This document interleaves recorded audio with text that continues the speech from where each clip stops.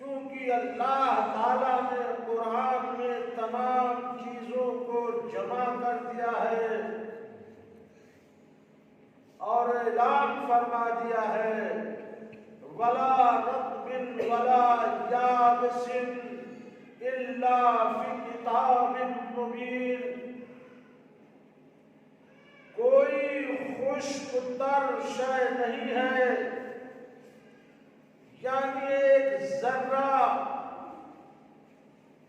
الا فی کتاب مبین، ہم نے کتاب مبین میں، روشن کتاب میں یعنی قرآن میں ہم نے اس کا ذکر کیا ہے، اس کو بیان کیا ہے۔ سوچ، فکر، تدبر لازم ہے، یہ سب چیزیں آیت خدا ہیں۔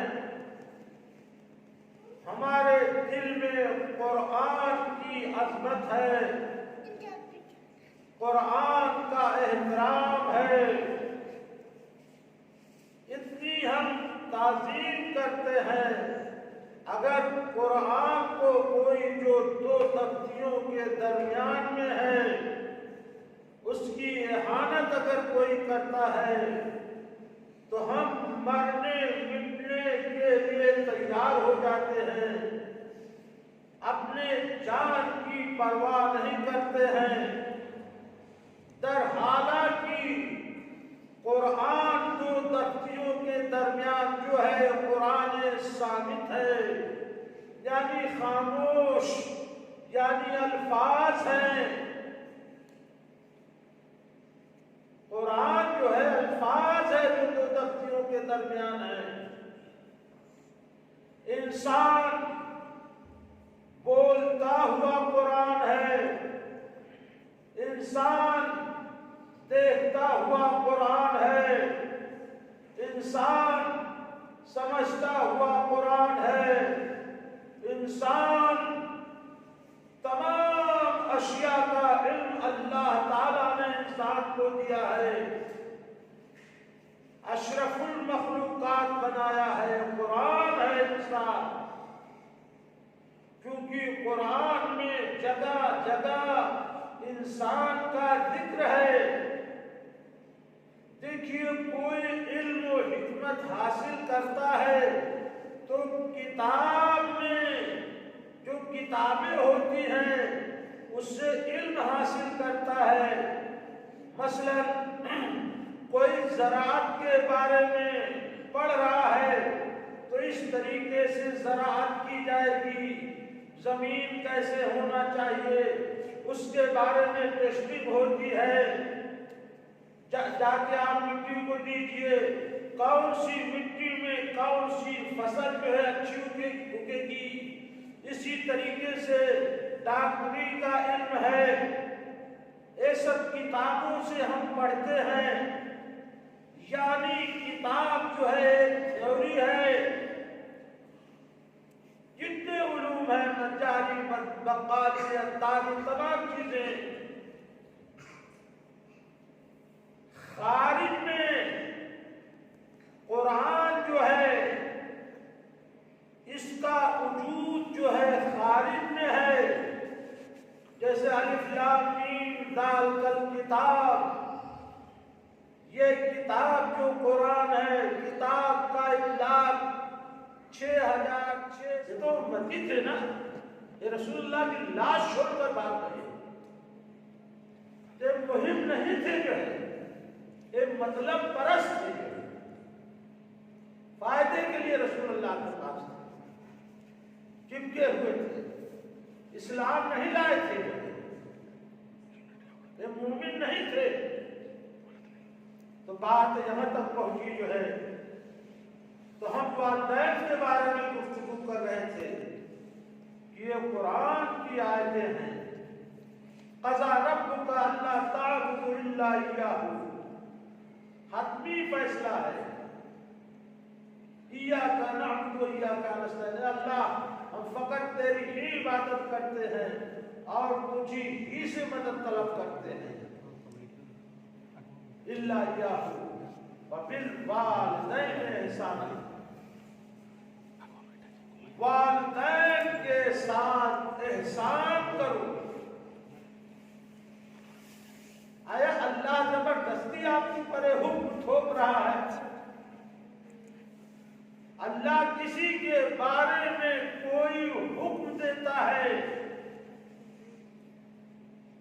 ایسے ہی نہیں، یہ زحمتوں کے اوپر ہے کہ ماں باپ نے کتنی زحمات اٹھائے ہیں۔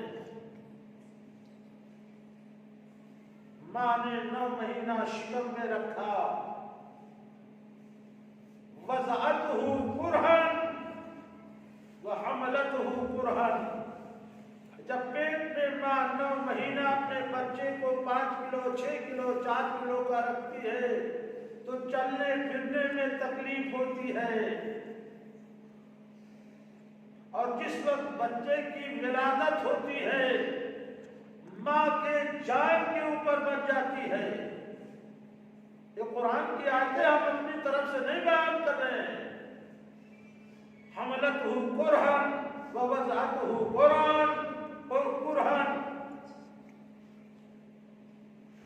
9 مہینہ پیٹ میں جو ہے اس نے جو ہے رکھا، اللہ تعالیٰ نے غذا دیا، رزاق وہ ہے۔ یعنی اتنا بڑا حکیم، اتنا بڑا لطیف، اتنا بڑا خبیر کہ ماں کے پیٹ میں جب نطفہ جاتا ہے، منی جاتی ہے، هل أتى على الإنسان حين من الدهر لم يكن شيئا مذكورا إن خلقنا الإنسان من نطفة أمشاج۔ اللہ اکبر، کتنا بڑا حکیم ہے۔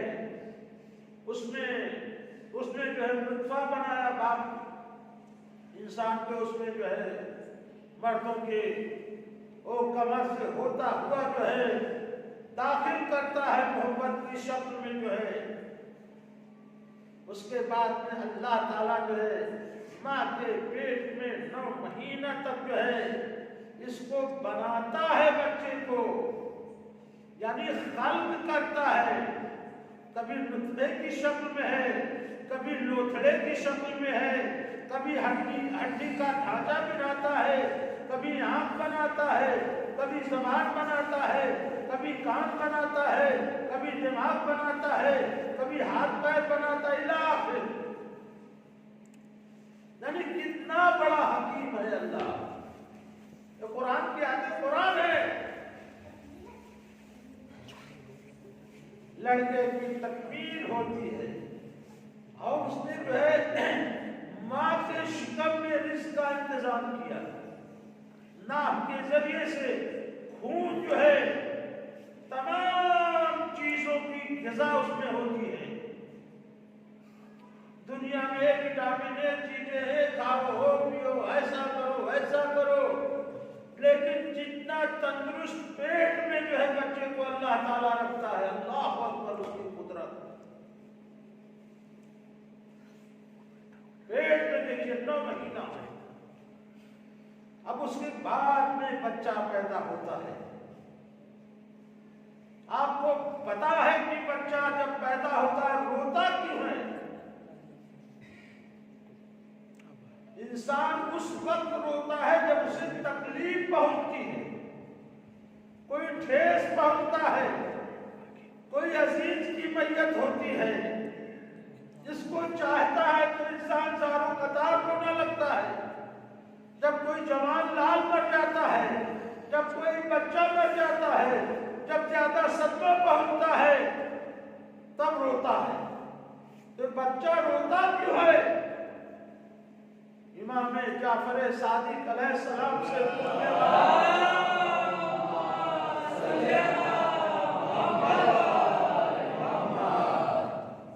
امام نے کہا کہ اے شخص، آپ تم نہیں سمجھ سکتے۔ کہا ابن رسول اللہ، ہمارے سمجھ کے مطابق آپ ہم بیان کریں کہ ہم سمجھیں کچھ۔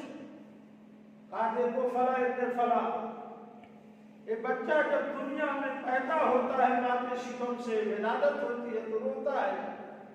اور اس دنیا میں ماں کے شکم میں اس کے لیے ایک عالم تھا جو ہے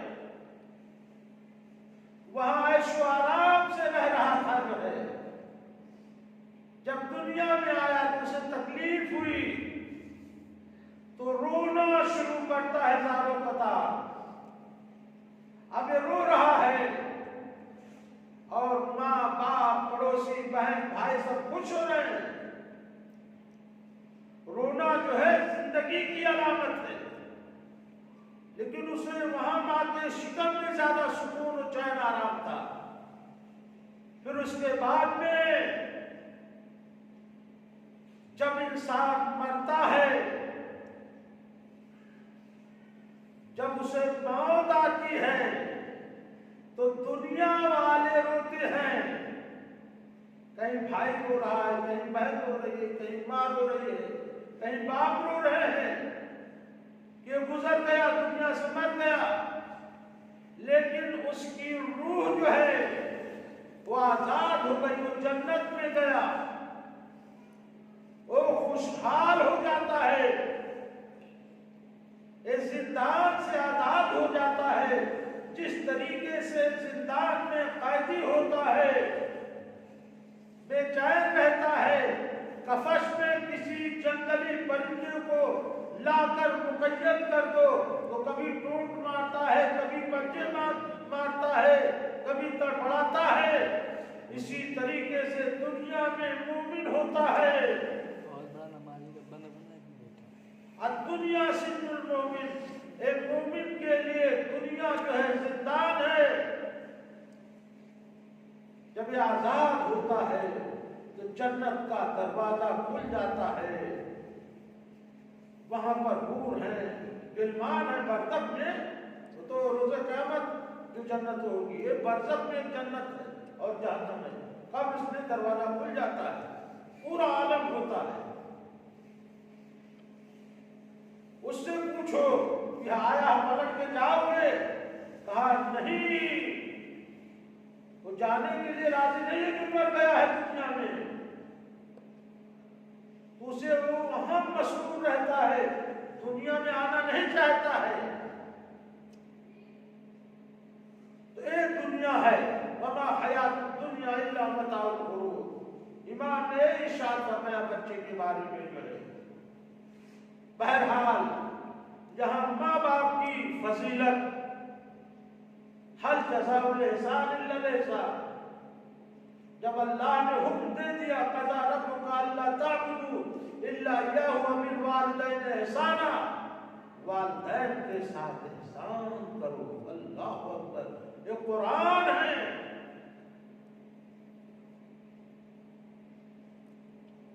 ولا تقل لهما اف، دیکھو اف نہیں کرنا.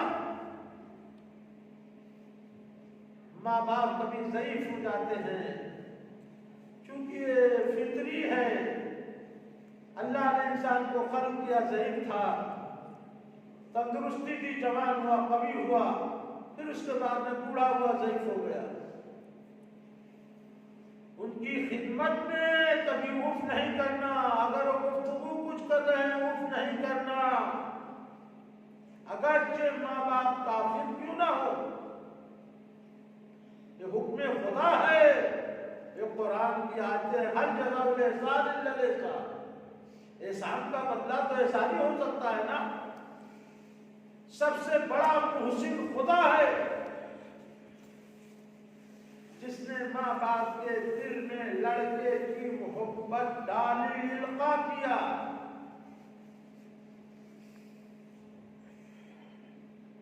اپنی نیند کو ماں حرام کر دے رہی ہے. بچے کی سلامتی کے لیے وہ غذائیں نہیں کھا رہی ہے جو بچے کو نقصان کرے. باپ جو ہے پوشن ہے، کھانا ہے، دوا ہے، لباس ہے، پڑھائی لکھائی ہے.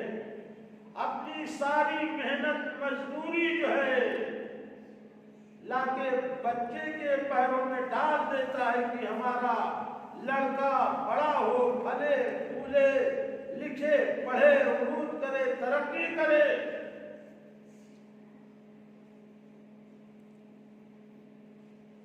اب یہ بڑا ہو گیا،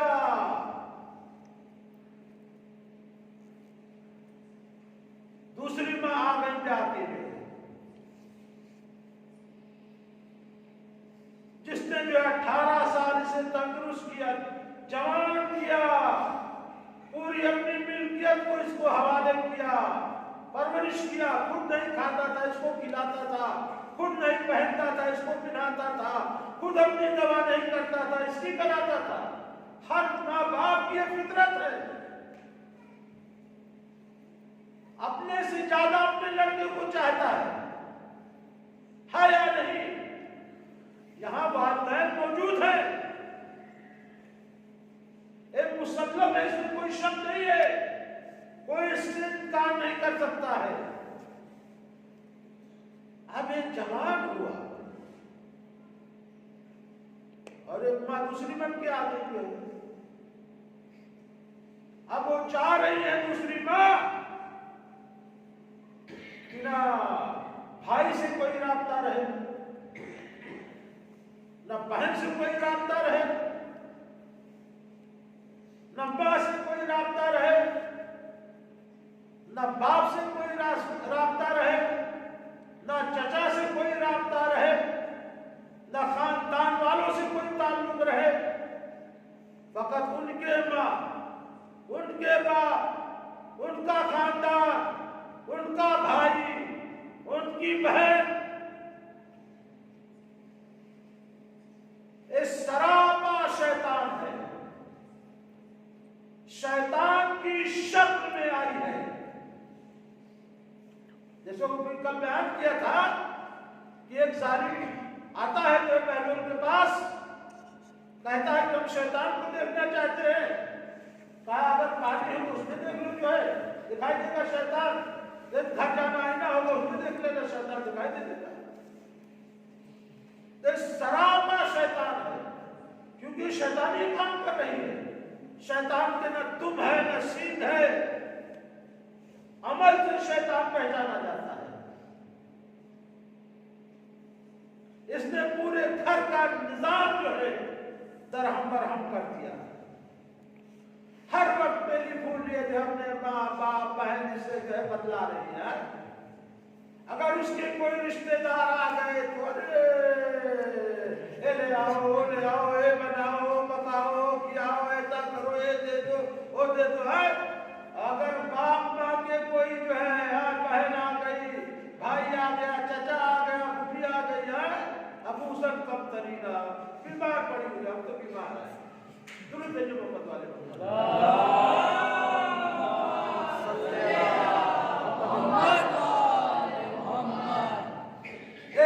وَمَكَرُوا وَمَكَرَ اللَّهُ وَاللَّهُ خَيْرُ الْمَاكِرِينَ۔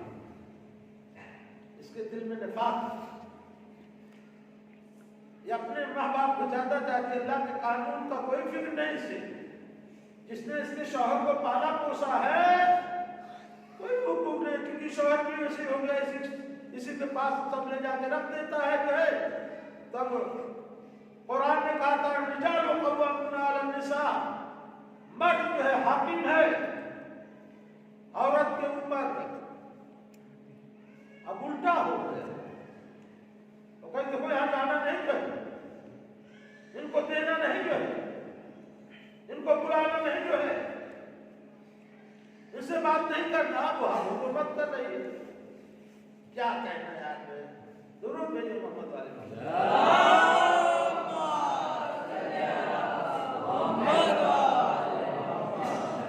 آیا اس کا بات ماننا، اس کا کہنا ماننا کیا ہے؟ اگر نہیں مانو گے تو سر و صدا کرے گی، یہاں لڑائی جھگڑا کرے گی، یہ بھی ہے، کیونکہ حیا شرط جو ہے اڑ گئی ہے۔ یہ سب سے بڑا امتحان ہوتا ہے، ایک پیغمبروں سے لیا گیا ہے، جناب نوح سے لیا گیا ہے، جناب لوط سے لیا گیا ہے، محمد عربی سے لیا گیا ہے۔ حضور اکرم جا کے مسجد میں جو آرام کرتے تھے، اتنی اذیت پہنچاتی تھی، دو عورتیں، ان لم تتوبا فقد سقط قلوبکما، یہ عورتوں کی بات کر رہا ہوں، کی دلیل دے رہا ہوں، آیتیں قرآنیہ پڑھ رہا ہوں، اس حرکت سے باز آ جائے، جہنم کا کتا نہ بنے، ایندھن نہ بنے۔ ان لم تتوبا فقد سقط قلوبکما، اگر تم دونوں نے جو ہے توبہ نہ کیا، عائشہ اور حفصہ، تم دونوں کے دل جو ہے ٹیڑھے ہو گئے ہیں۔ اللہ اکبر، تو قرآن اللہ کو کہنا پڑا تو بہت خطیر منزل ہوتی ہے، بہت ہوشیاری کی ضرورت ہے۔ میاں مٹھو بن کے زندگی نہیں گزارنا کہ سب کو چھوڑ کے عورت کے غلام بن جاؤ، اس کا کہنا مت مانو گے۔ اس کا کھانے کا انتظام، پہننے کا انتظام، مکان، دوائی، آلات زندگی سب ٹھیک ہے۔ جیسے اگر ماں باپ اگر کہتے ہیں نماز نہ پڑھو تو نماز نہیں پڑھو گے، جو ہے نہیں تو کہنا یہاں پہ نہیں مانا جائے گا۔ اگر کہتے ہیں واجبات کو ترک کرو تو ان کا کہنا مانا جائے گا یا نہیں، لیکن ان کے ساتھ احسان کرتے رہو گے۔ کھانا ہے، لباس ہے، مکان ہے، دوا ہے، لیکن ان کا کہنا نہیں مانا جائے گا۔ جب ماں باپ کا کہنا نہیں مانا جائے گا تو ان کا کہاں سے کہنا مانا جائے گا؟ ابھی حکومت چاہتی ہے نا، یہ سب تکبر سے پیدا ہوتا ہے، گھمنڈ سے پیدا ہوتا ہے۔ یہ سمجھ لو یہ ملکیت ہماری آپ کی نہیں، اللہ کی ہے۔ اس نے استعمال کرنے کا ہمیں طریقہ بتایا ہے، اس ملکیت کو ایسا استعمال کرو۔ کبھی مالک اپنے کو نہیں سمجھنا، اپنے کو عبد سمجھنا، غلام سمجھنا، بندہ سمجھنا، مالک نہیں سمجھنا۔ مالک حقیقی فقط خدا ہے، ایک مجازی ہوتا ہے، ایک حقیقی ہوتا ہے۔ للہ ملک السماوات و ما فی الارض، اللہ کی ملکیت ہے جو آسمانوں میں ہے، جو زمین میں ہے۔ ہمیں موقتی مالک بنایا ہے، یعنی مجازی، کہ ہم کیسے عمل کرتے ہیں۔ آیا اس ملکیت میں جو اللہ نے ہمیں مالک بنایا ہے، موقتی مجازی، آیا امانت کو صحیح استعمال کرتے ہیں، صحیح خرچ کرتے ہیں، یا اس میں خیانت کرتے ہیں؟ کیونکہ اللہ تعالیٰ نے ہمیں یہاں پر کہ دنیا دار العمل ہے، یہاں امتحان ہم دے رہے ہیں، اس کے قانون کے اوپر چلے، اس کا قانون ہمارے لیے فلاح ہے، بہبودی ہے، نجات ہے۔ تو والدین کی اطاعت قانون ہے۔ اگر وہ کہتے حرام چیزیں کھاؤ، آیا والدین کا کہنا مانا جائے گا؟ نہیں۔ اصل مالک وہ ہے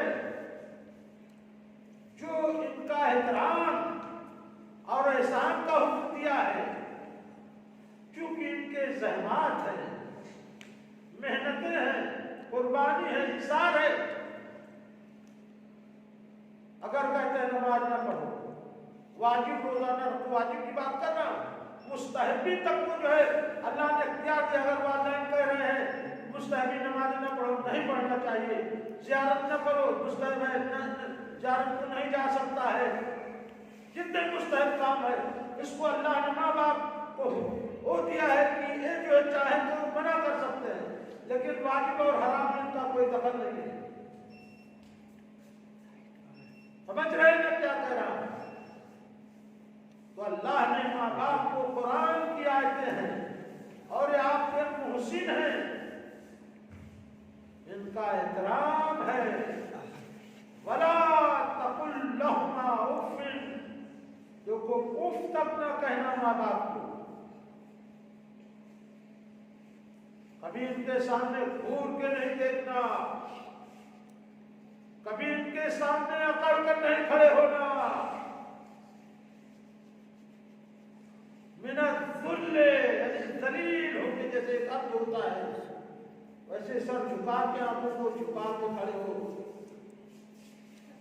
ان کے سامنے عقد نہیں، من الذل وقل رب ارحمہما، اے پالنے والے ان کے اوپر اپنی رحمت بھیج، کما ربیانی صغیرا، جیسے انہوں نے بچپن میں ہماری تربیت کی ہے، چاہے گالی، چاہے ڈانٹ، چاہے مار، کیوں ایسا ہو رہا ہے؟ اور پھر بھی کہے گا ہم عزادار ہیں، ہم مومن ہیں، ہم سید ہیں، ہم حسینی ہیں۔ اے امام حسین کا ایک کردار تھا،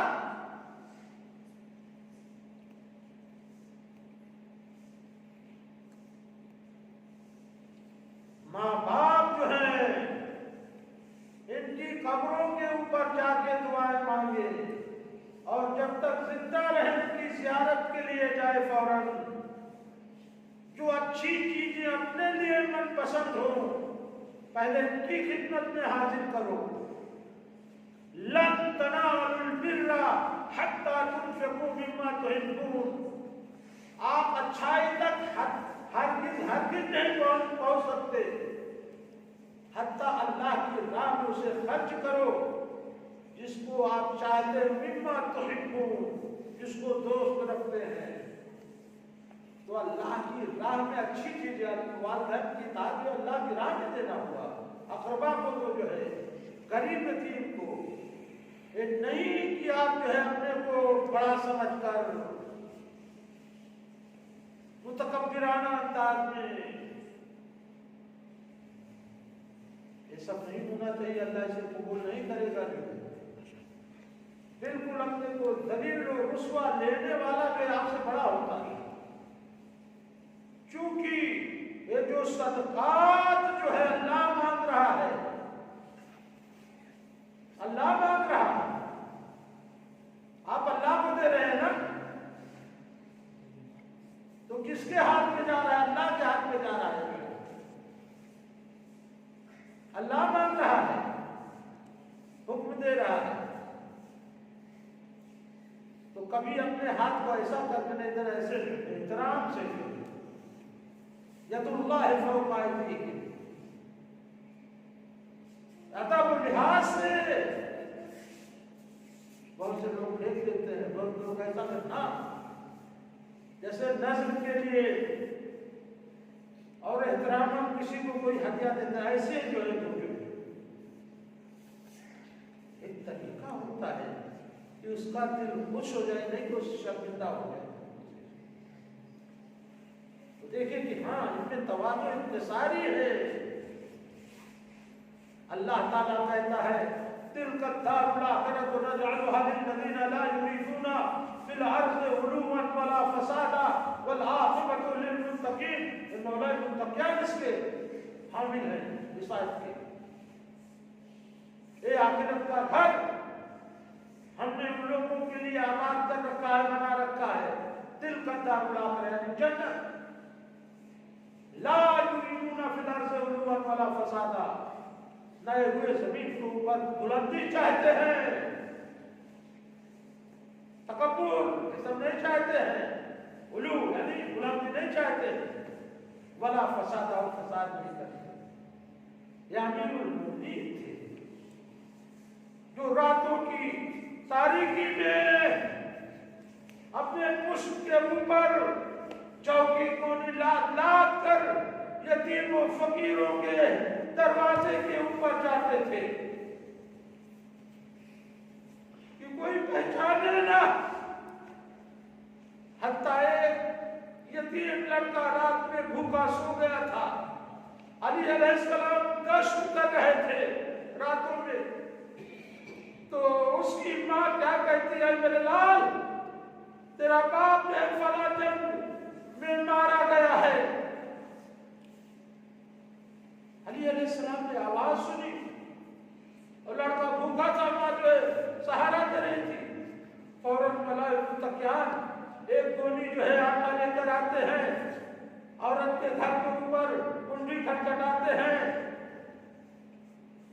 دروازہ کھولتی ہے، مولا متقیات آٹے کو رکھتے ہیں، کہا معصومہ ہم روٹی پکائیں گے۔ مولا متقیات نے اپنے ہاتھوں سے آٹا گوندھا، تنور روشن کیا، روٹی پکایا، یتیم کو اپنے زانوں کو اوپر بٹھایا اور گریہ کر رہے ہیں اور لقمہ یتیم کے منہ میں رکھ رہے ہیں۔ اے میرے لال معاف کرنا، مجھے علم نہیں تھا، زار و قطار ہو رہے ہیں۔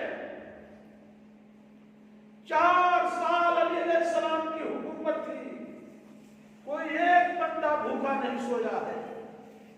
حتیٰ جب انتقال ہوتا ہے امام حسن اور امام حسین دفن کر کے جب نجف سے آ رہے ہیں تو ایک خرابہ میں ایک نابینا ہے، معذور ہے، گریہ کر رہا تھا، اے میری عیادت کرنے والے، اے مجھے کھانا کو کھلانے والے، 3 دن ہو گیا تو کہاں چلا گیا؟ میں بھوکا ہوں۔ امام حسن امام حسین 18 سال کی عمر تھی، لیکن اتنے مسائب کے پہاڑ توڑے گئے شہزادی کونین کے اوپر۔ باپ کی میراث سے محروم ہوتی ہے، یہ معمولی بات ہے۔ باپ کی میراث سے محروم ہوتی ہیں، دربار میں جاتی ہیں، کہا اے باغ فدق میرے بابا نے دیا تھا، اللہ اکبر۔ 3 گھنٹہ سے زیادہ شہزادی کونین منبر کے پاس مسجد نبوی میں کھڑی تھی، اور جو ہے میرے بابا نے دیا تھا اور نوشتہ دیا تھا جب میدان مباہلہ میں یہودیوں نے جو ہے باغ فدق کو جزیہ میں دیا تھا، تو قرآن کی آیت نازل ہوتی ہے، آتی ذی القربی حقہ، اپنے قرابت داروں کو حق دے دو۔ فاطمہ زہرا کے نام حوالہ لکھا گیا، نوشتہ لکھا گیا، فاطمہ الزہرا کا وہاں پر نمائندہ موجود تھا باغ فدق کے اوپر۔ بہرحال لے لیتا ہے، فاطمہ الزہرا دربار میں جاتی ہیں، نوشتوں کو دکھاتی ہیں۔ بہرحال اب یہ جو ہے فراڈ کرنا شروع کرتے ہیں میاں، کہتے ہیں شہزادی، یعنی کتنا احترام سے بات کر رہے ہیں، آپ کے باپ ہی نے فرمایا ہے نحنو معاشر الانبیاء لا نرث ولا نورث وما ترکت الا صدقہ۔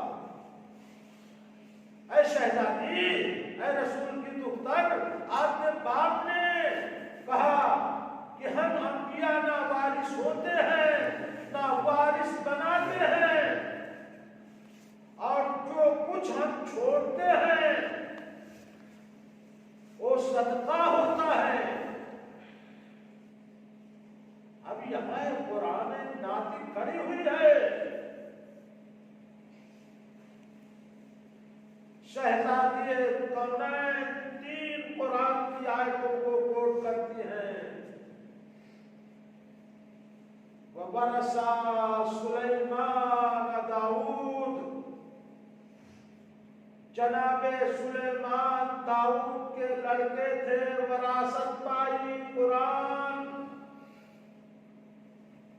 جناب زکریا ربی لا تذرنی فردا وانت خیر الوارثین، جناب یحییٰ کو دیتا ہے، جناب یحییٰ جناب زکریا کے لڑکے ہیں، وارث بنے۔ اور تیسری آیت للذکر مثل الحظ الانثیین، لڑکے کا دوہرا لڑکی کا اکہرا، یہ تینوں آیت کو کوٹ کرتی ہیں۔ ایک پہلے میاں لکھ کے دیتے ہیں، شہزادی کونین جیسے وہ بوڑھا، ایک صاحب کھڑے آ رہے تھے، کہا کیا ہے؟ کہا نوشتہ ہے باغ فدق کا، کہا دیکھے، دیکھا جو ہے اس نے پارا کر دیا، پھاڑ دیا۔ شہزادی کونین نے بددعا دی، تو نے جیسے میرے نوشتے کو پھاڑا، خدا تیرے پیٹ کو پھاڑ دے۔ ایک معصوم کی بددعا ہے نہیں ہوتی ہے۔ ابو لولو نے کیا کیا آپ کو پتا ہے اس کے ساتھ؟ نہیں پڑھنا ہے۔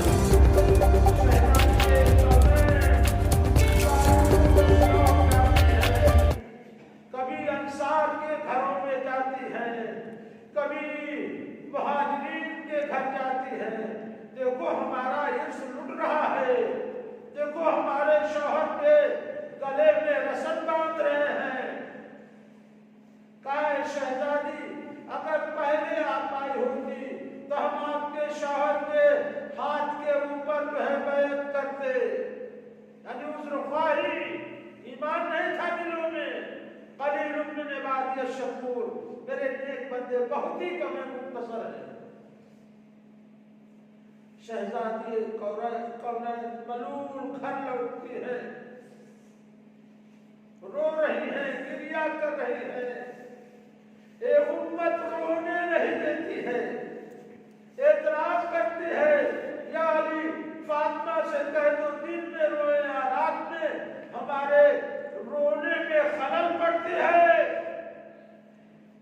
علی علیہ السلام جنت البقیع میں ایک حجرہ تعمیر کرتے ہیں، فاطمہ الزہرا دن میں جا کر اپنے بابا کو وہاں رویا کرتی ہے۔